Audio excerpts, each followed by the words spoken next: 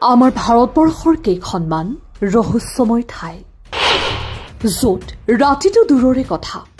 দিনৰ পোহৰটো যাবলৈ সাহস নকৰে কোনো লোকে মান্যতা অনুসৰি সেই স্থানসমূহত বিচৰণ কৰে বহু অশৰীৰ আত্মাই ভূতৰ ভয়ত উক্ত স্থানসমূহলৈ আহে কেৱল নামমাত্ৰ পৰ্যটকহে পিছে আপুনি বাৰু জানেনে এই ভূতীয় স্থানসমূহ বাৰু ক'ত আছে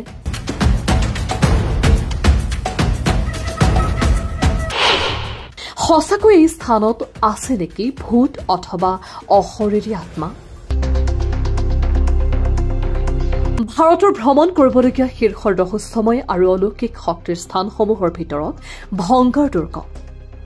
ই এক অতি জনপ্ৰিয় পৰ্যটনস্থলী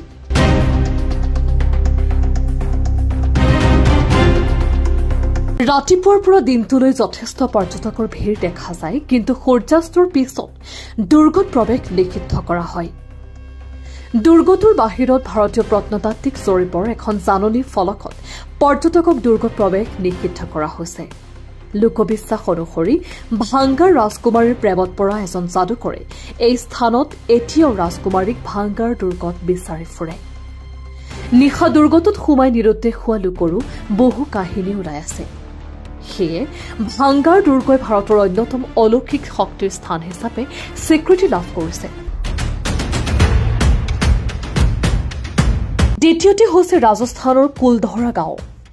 কেইবাটাও কাহিনী আৰু ৰহস্যৰে আগুৰি থকা কুলধৰা ভাৰতৰ আন এক ৰহস্যময় থান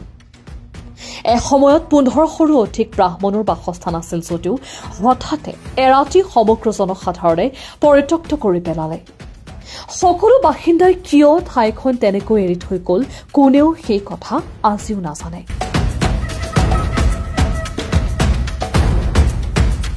এই ঠাইখনৰ বিষয়ে বহুতো কাহিনী আছে কিছুমানে কয় যে ঠাইখন অভিশপ্ত কুলধৰাত এতিয়া কেৱল বাকী আছে কিছুমান পুৰণি অট্টালিকা পুৰণি মন্দিৰ আৰু অতীতক আগুৰি থকা বিভিন্ন কাহিনী